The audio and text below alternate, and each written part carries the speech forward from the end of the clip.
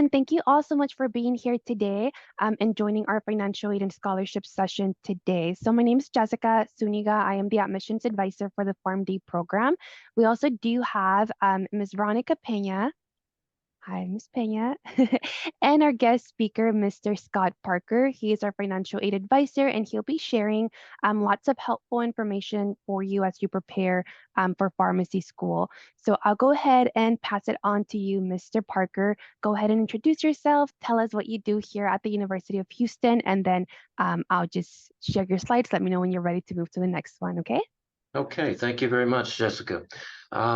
As she mentioned, my name is Scott Parker. I've been a financial aid advisor at the University of Houston for a little over 16 years, and most of that time's been working with pharmacy students and optometry students. So I have the pleasure of working with the best students on campus. I'm also a graduate of the business school here at the University of Houston. And so I really enjoy working for my alma mater as well. And we appreciate you joining us today and giving us an opportunity to really give you some information about the Pharm.D program as far as financial aid goes, some of the scholarship opportunities, and a little more discussion about the direct loan. So we'll be discussing some of the differences between undergraduate and graduate financial aid eligibility, and there are very large differences. And then, as I mentioned, the direct unsubsidized loan, which is the primary form of financial aid for Pharm.D students, scholarships that are available, and current tuition and fees and summer as well. So next slide. All right, so these are the differences between undergraduate and graduate eligibility. On the undergraduate side, most students are considered dependent students. That means you're under 24, you're single, no dependents of your own, and parent information is provided on the FAFSA. So a majority of undergraduate students fit into that category. But for graduate students, you're automatically an independent student for financial aid purposes. And when you complete the FAFSA, no parent information is required. So that makes the FAFSA much quicker and easier to complete, basically. The second bullet point on the undergraduate side is undergraduate students are eligible or can be eligible for both federal, state, and institutional grants. So grant funding is much more prevalent for undergraduate students. For graduate students, there is a pool of dollars set aside each year called the Graduate Institutional Grant, but no federal Pell Grant eligibility, no Texas grant eligibility. But for students who are Texas residents and show financial need on the FAFSA, there is this Graduate Institutional Grant. And so I provide the scholarship committee at the College of Pharmacy with students who qualify, and then selections are based on merit as well as financial need. Then the third bullet point discusses the direct subsidized and unsubsidized loans for undergraduate students. They're eligible for a total of $7,500 for juniors and seniors. But the loan eligibility is much higher for graduate students, Pharm.D students in particular, who are offered $33,000 for the fall and spring sessions. And then there is a separate summer direct loan for summer curriculum, which is required for years 1, 2, and 3. So there's an additional summer direct loan. So a lot of much higher loan eligibility as a graduate student, but it is the direct unsubsidized loan, which means interest accumulates from the beginning or from disbursement. So graduate students, Pharm.D students, are not eligible for the direct subsidized loan, and the subsidized loan does not have interest accumulating. So that's another major difference.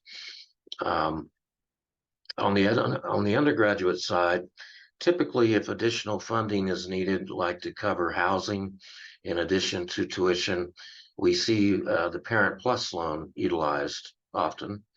And that's a loan where the parent is the borrower. There are other private lenders that parents use as well. But on the graduate side, there is the Graduate Plus loan, which is a loan for additional funding where the student is the borrower, but the parent of a graduate student cannot apply for the Parent Plus loan.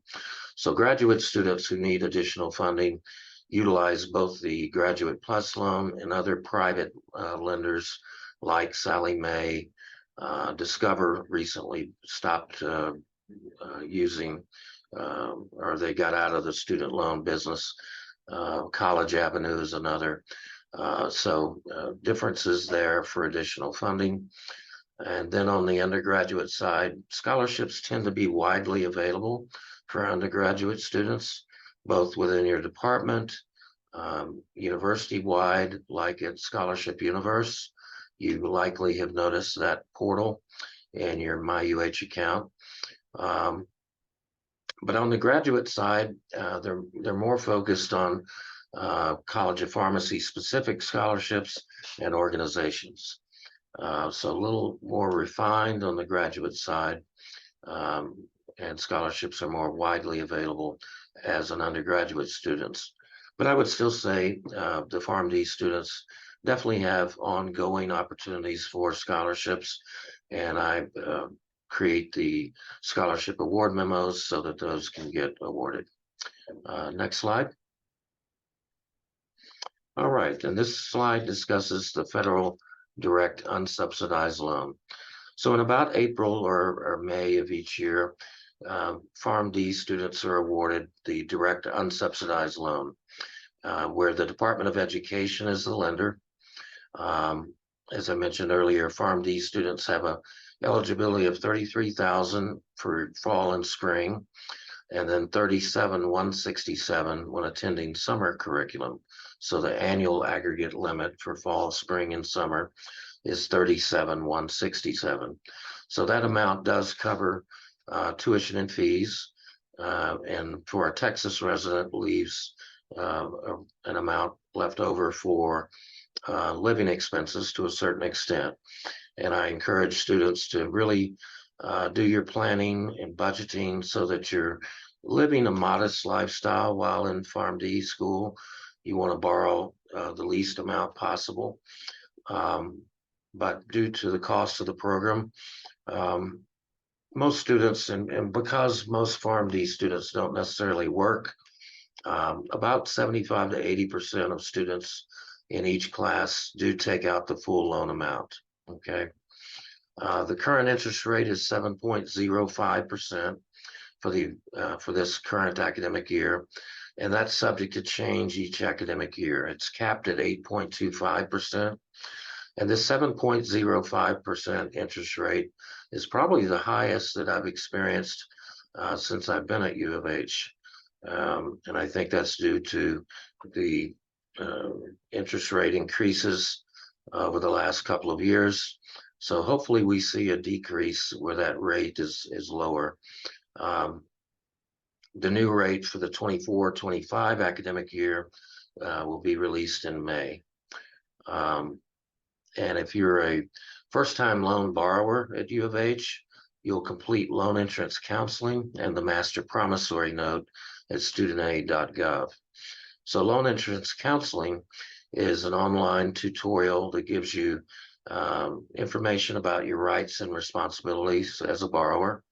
It's a good, really good tutorial about the terms of the direct loan. And then the master promissory note is essentially references that you provide, and essentially that's your promise to repay the loan. So that's a step that students complete before starting Pharm.D school. However, if you've borrowed on the undergraduate level at U of H, you would not need to repeat these steps, but they are required in order for the loan to disperse if you are a first-time loan borrower. Pharm.D students have a different disbursement schedule than many other students on campus. Um, on the undergraduate side, loans and scholarships disperse on the first official class day of each semester, and then grants after the 12th class day.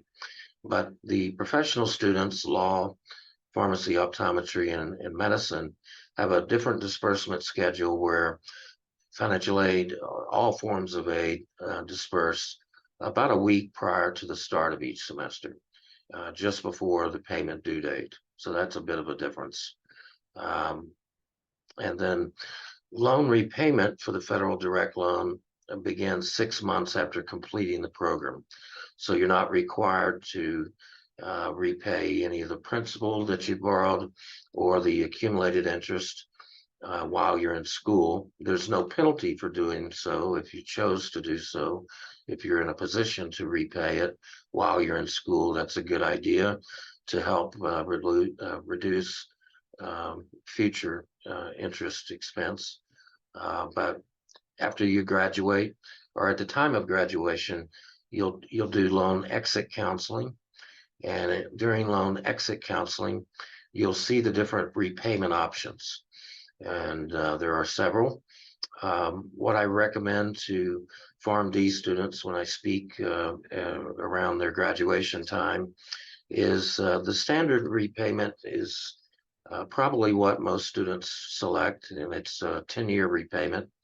Um, but I encourage Pharm.D students to consider sending extra in per month so that you do repay the loan sooner than 10 years, and again save money and interest. So there's a 6-month grace period once you graduate before loan repayment begins. Next slide. And then scholarships are very important. Um, for Pharm.D students, for entering students, students are considered for the Dean's Excellence Scholarship. And as long as you are a Texas resident and show financial need, about 6 to 8 students are selected each year for the Dean's Excellence Scholarship. And it's a $5,000 per year scholarship, renewable for 4 years.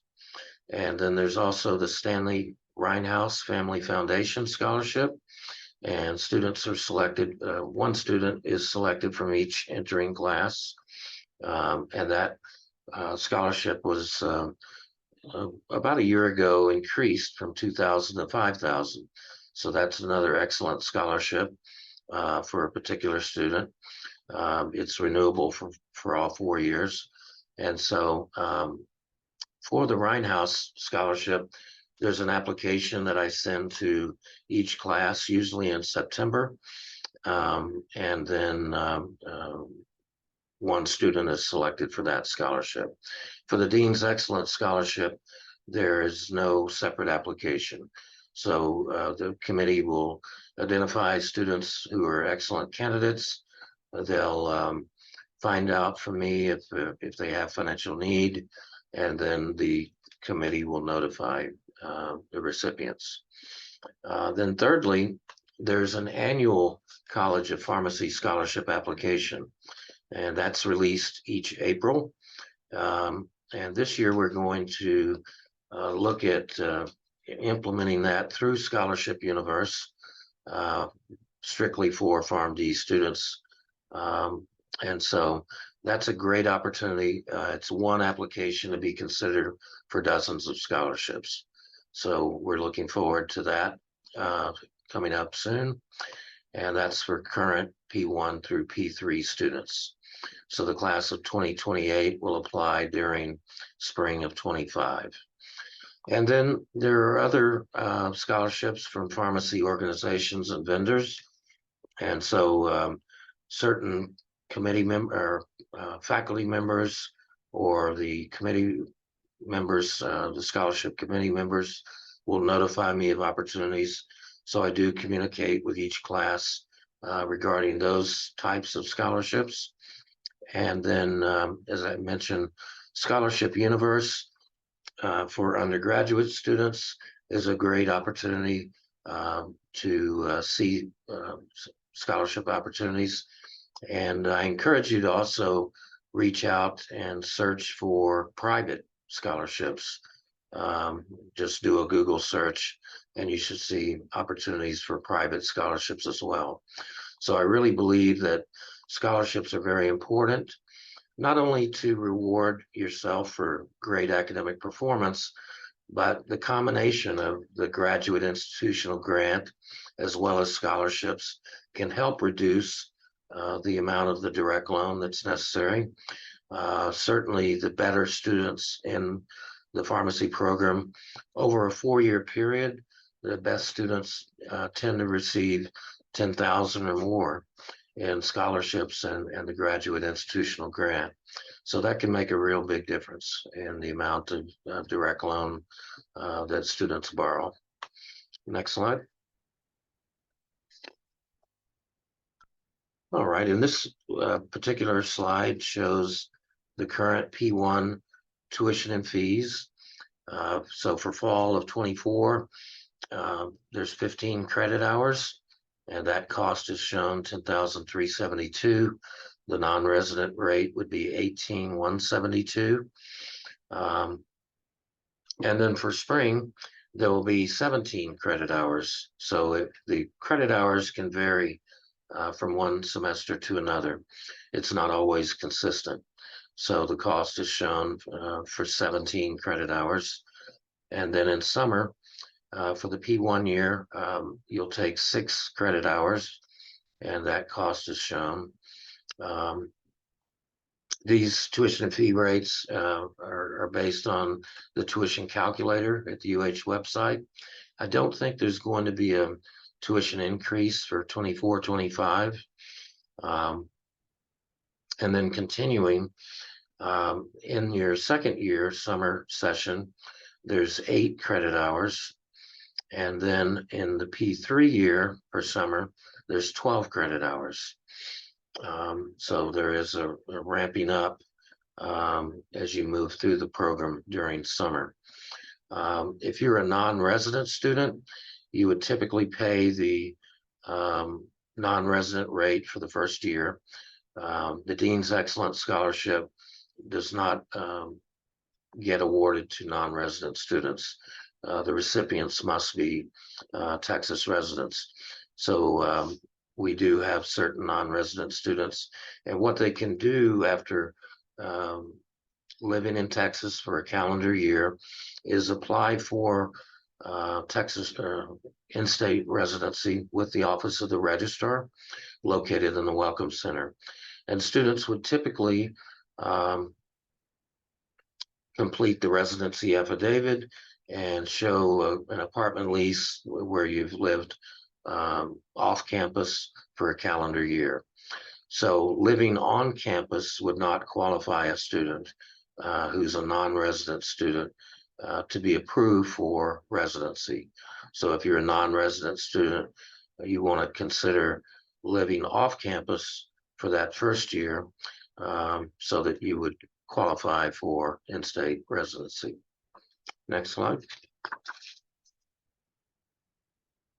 All right, and this screen shows the cost of attendance budget for the current 23-24 academic year for a Texas resident student in pharmacy. So it's much higher, the budget is much higher than an undergraduate student. And really what the cost of attendance budget is for is it sets the parameter for the maximum total aid that can be awarded. So the 46,118 number that you see would be the maximum total aid that can be awarded. 33,000 a direct unsubsidized loan, and then any additional scholarships or grants would be, included in that number. So that would represent the maximum total aid that can be awarded in an academic year for fall and spring. Summer has its own cost of attendance budget. So the budget is made up of tuition and fees, and that number is typically very close to the actual cost for fall and spring. Okay. And then room and board is another component of the budget.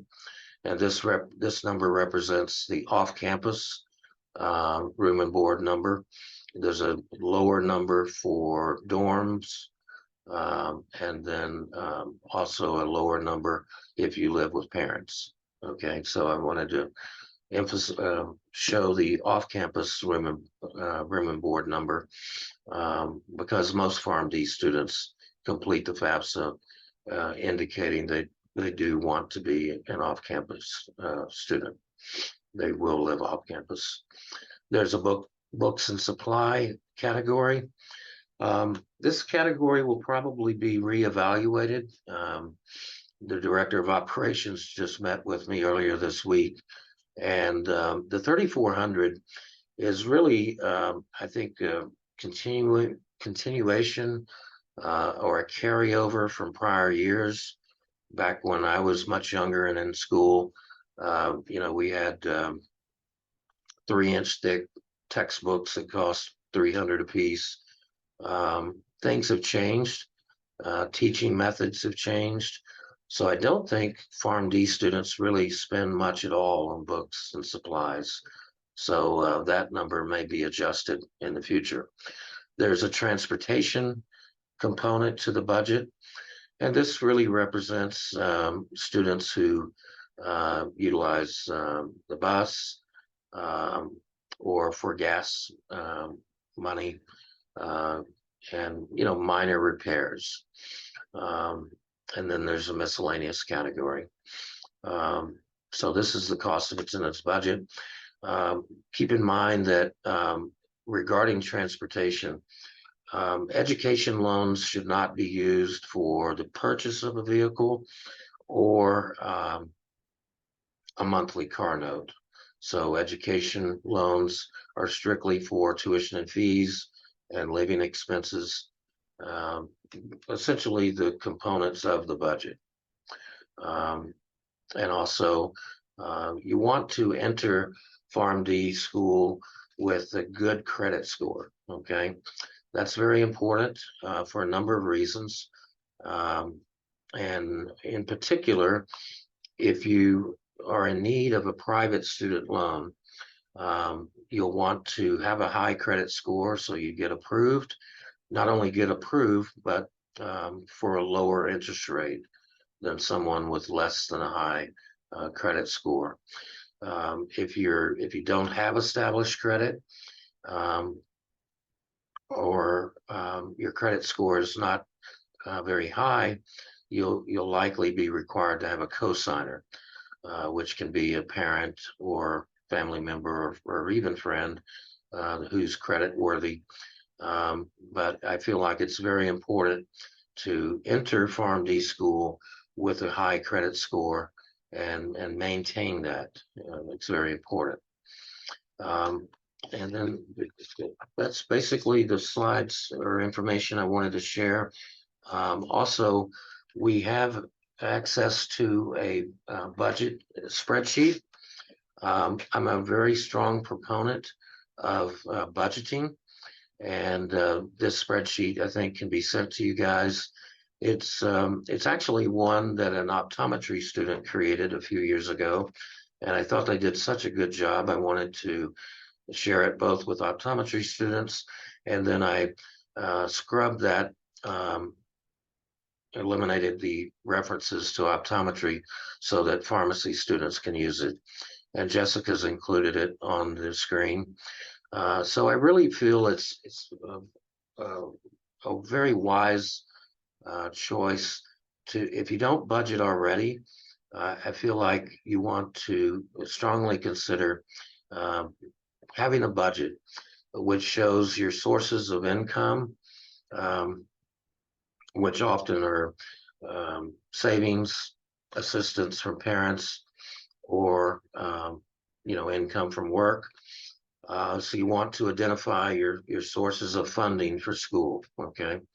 And then you want to carefully list out all of your expenses or your anticipated expenses. And this process is very helpful because it really helps you identify all of your expenses. It can be surprising at times, excuse me, how much is spent on various items. It's an opportunity to perhaps reduce expenses and make sure that you're not overextending yourself. There's other budgeting spreadsheets out there. Some of you may already use one. You can also create your own spreadsheet, but I think this is a good template for budgeting, and I think it's a very important part of making sure that when you're in Pharm.D school, that you're borrowing only what's needed, and a budget can really help that process. Um, so at this time, I'd like to answer any questions that come to mind. And then while we're waiting for some of our students to ask some questions, I do have a question that I sometimes get from students. So as an international student, you wouldn't be completing the FAFSA application, is that correct? That's right. Um, to complete the FAFSA application, you must be either a permanent resident or U.S. citizen. Okay, so is there any application that they would fill out, or you would just recommend them completing maybe external scholarships? Yeah, if a student graduated from a Texas high school, they may be eligible for the state application, TASFA, TASFA. So that's a possibility, and that's grant funding and not a loan. So some international students do qualify for TASFA, but it is a bit challenging for international students. Um, I think certainly a percentage, maybe even more um, than 10% are cash payers. And then also private student loans are utilized by international students fairly often. So any international student can reach out to me at a separate time, and we can discuss potential funding um, to make sure you're ready. Okay, awesome. And then here with us, we do have a couple of students that might be joining us soon for fall of 2024. So if they had any specific questions for you, what's the best way to contact you? Yeah, I try to be very open and available for students. I think that's one of my strengths. I currently office in the Welcome Center, and I don't require appointments. Typically take lunch from noon to 1, but you can just request me when you sign in. Anyone online with us today, if you're an undergraduate student, I'll still certainly be willing to visit with you. And then by email, phone, or Zoom, or actually Microsoft Teams. So I like to be very available. And prior to COVID, I was in pharmacy on site 1 day a week on Thursdays. And then Wednesdays, I was in optometry. So I look forward to getting back to that to some degree here in the near future. But definitely just reach out in whichever method works best for you. Okay, awesome. Thank you.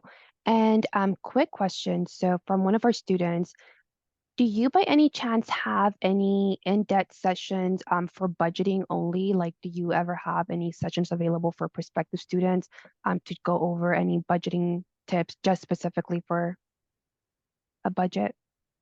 I have had some of those types of meetings, so I'm certainly open to that for anyone that would like to visit. Okay, awesome. Thank you. And I see we have, all right. Does the tuition and fee vary each year for P1 students? Um, well, the tuition and fees do not increase necessarily automatically. Um, the Board of Regents at U of H meets annually to decide potential tuition and fee increases. I don't think there's going to be any for the 24-25 academic year. And during the probably 14 years or so that I've worked with pharmacy students, the tuition and fees have probably remained without an increase for most of that time. So I hope, I'm pleased to hear that there won't be an increase for next academic year. The credit hours do remain consistent for a P1 student, 15 in the first year, or I'm sorry, 15 for the fall semester, 17 for the spring semester. And Jessica, you might be in a good position to, share the credit hours in the subsequent years, but it does tend to vary a bit. Yeah, so I actually have them right here. So it looks like for your second year, the fall and the spring semester are both 15 credit hours. And then P3 would be 16 in the fall and then 15 in the spring. So then tuition would just depend on how many credit hours you'll be taking each semester. Mhm. And then second question, if a student qualifies for financial aid, will their bills be paid for each session?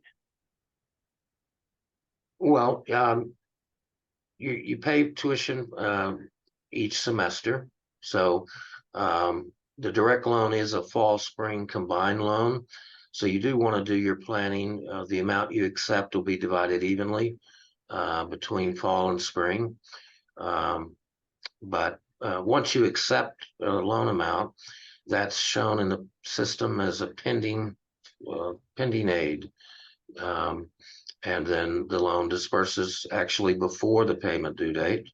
So if you've accepted an amount that covers tuition and fees, then you're in good shape and paid. Thank you. Also, another thing, Mr. Parker, I know that you mentioned earlier how you do recommend that students do have a strong credit. Um, do you have any specific advice for somebody that might not have the strongest credit and they're planning on starting pharmacy school pretty soon? Like, is there a way to maybe boost that up quickly that you are aware of? Yeah, that's a good question. I would say that the biggest factor for increasing a credit score is consistent on-time repayment of like a credit card, or if you have a car note that you pay. Um, it's that consistent, never being late repayment that really boosts the credit score. And then also you want to avoid having a lot of credit, um, several credit cards with various credit limits tends to decrease the credit score. So I would say those two factors are very important. Okay, awesome. Thank you. And then another thing, for our students that are joining us here today, I know that sometimes I'm surprised that nobody has asked. I know that Mr. Parker kind of mentioned it a little bit about whether pharmacy students work and, if they have to cut their hours. So I know I'm hearing from our students that a lot of our P1s, especially, they either don't work or work part-time. So just one thing to keep in mind that you might have, if you are currently working full-time, just start saving up because you might have to cut your hours at least while you are kind of transitioning into pharmacy school and doing a little bit less of workload because you have to study a little bit more. So just keep that in mind as you are planning for the fall semester. Yes. And then also another thing that you did mention, Mr. Parker, was the scholarship universe. So Mhm. for those of you that have already been admitted or will be admitted for the fall semester, you can access the scholarship universe through your Access UH. So I'm going to share my screen real quick. So this is what it will look like. And then there is the scholarship universe somewhere here. So then you just go and click this icon, and then you'll be able to find different scholarships through there. So it's very helpful for you to do that in addition to if you are planning on maybe taking out any loans, do this as well. And then also, like Mr. Parker mentioned, a quick Google search is helpful as well. I think that covers what I wanted to share. Okay, awesome. So it doesn't look like we have any questions. I will be following up with our students and then their contact, your contact info, and then also the budget planner. If Hmm. any of you have any additional questions, do not hesitate in reaching out. Again, if you have a couple of moments, please complete the survey. Thank you so much for joining us today. Thank you so much, Mr. Parker, for taking the time to help us. You're always helping the College of Pharmacy and our students. So we really appreciate you. I hope you all have a great weekend. And if y'all are in Houston, y'all should go to the rodeo. Thank you for inviting me, Jessica, and thanks to everyone that joined us. We appreciate your interest, and definitely reach out with any additional questions. And have a Awesome. great weekend. Thank you. Bye bye. Take care.